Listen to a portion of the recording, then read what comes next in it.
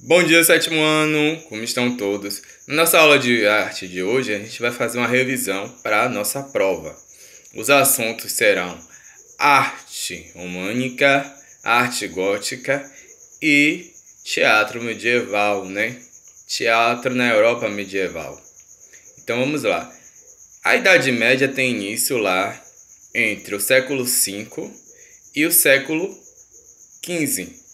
Ela teve início com a queda do Império Romano no Ocidente, né? Com a perca de poder do Império Romano.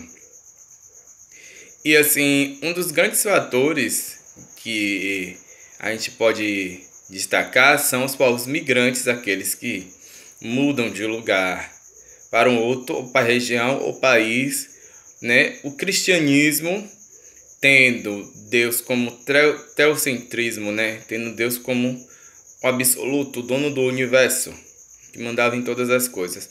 O sistema de feudalismo, que era o sistema econômico, político, social, aonde o senhor feudal, né, e o vassalo trocavam serviços mútuos, né, dentro da sociedade feudal. O estilo românico foi criado para designar as obras arquitetônicas de grande parte da Europa lá entre o século XI e o século XII. O crescimento populacional e o aumento de atividades comercial e os novos centros urbanos contribuíram para a construção de edifícios, na maioria cristãos, e as construções desse período, né, se assemelhavam à arquitetura dos antigos romanos, que eram monumentais, grandes, né, paredes, grandes espessuras, bombordas, pilares maciços. Falar em pilares, a arquitetura românica ela era composta de castelos, igrejas, mosteiros, né, ou abadias.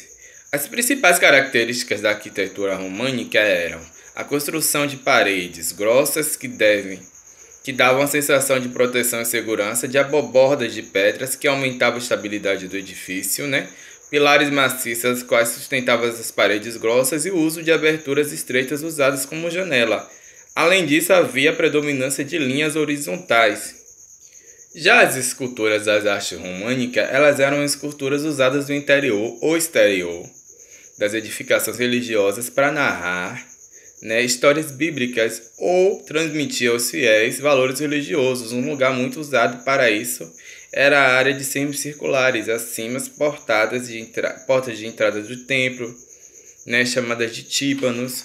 Já na pintura, a pintura românica é uma tendência parecida com a escultura, porque ela fazia também, né, a narração de passagens bíblicas e histórias religiosas, né? Utilizava-se muito a técnica do afresco, que consiste em pintar pigmentos diluídos em água sobre a parede recoberta com uma camada de argamassa ou gesso. Os principais temas da arte românica eram representados personagens bíblicos ou a vida de Jesus Cristo. Inclusive, nos afrescos, muitas vezes você encontrava, né, Jesus, ou passagens bíblicas, Jesus e Maria, José, né? Vamos para a arte gótica agora. A arte gótica ela se desenvolveu lá por meados de 1100, aos arredores de Paris, né, na França, né, e começou a declinar. O termo gótico faz referência aos godos, povos bárbaros da Igdivânia, ou com influência desses estilos arquitetônicos, né? E vamos lá. A pintura gótica. A pintura do período gótico se desenvolveu entre o século XII e o século XV e começou a ganhar novos aspectos que prenunciavam o Renascimento. As principais características foi a procura do naturalismo e do realismo, da representação de figuras, onde você tinha a montanha, onde você tinha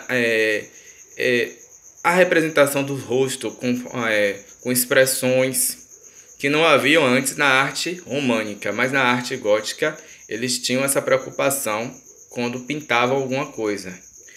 Já a escultura na arte gótica, ela, né, estava associada com os tímpanos, o interior de grandes igrejas, Os trabalhos esculturais daquela época enriquecem as construções e documentavam, pedras, os aspectos mais valorizados da época. Geralmente estavam relacionados aos temas espirituais. Sim, as esculturas das paredes externas das catedrais contavam histórias bíblicas. E por falar em igreja, as igrejas desse período, a maioria era de expressões artísticas com fins religiosos, as catedrais.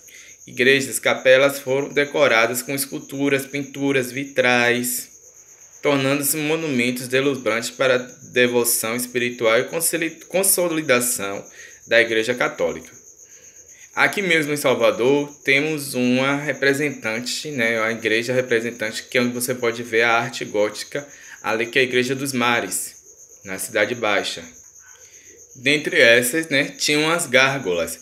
As gárgolas, elas eram figuras grotescas, que se usava bastante nas construções, muitas das quais em poses teatrais, como se estivesse contando uma história. Elas tinham uma função basicamente decorativa.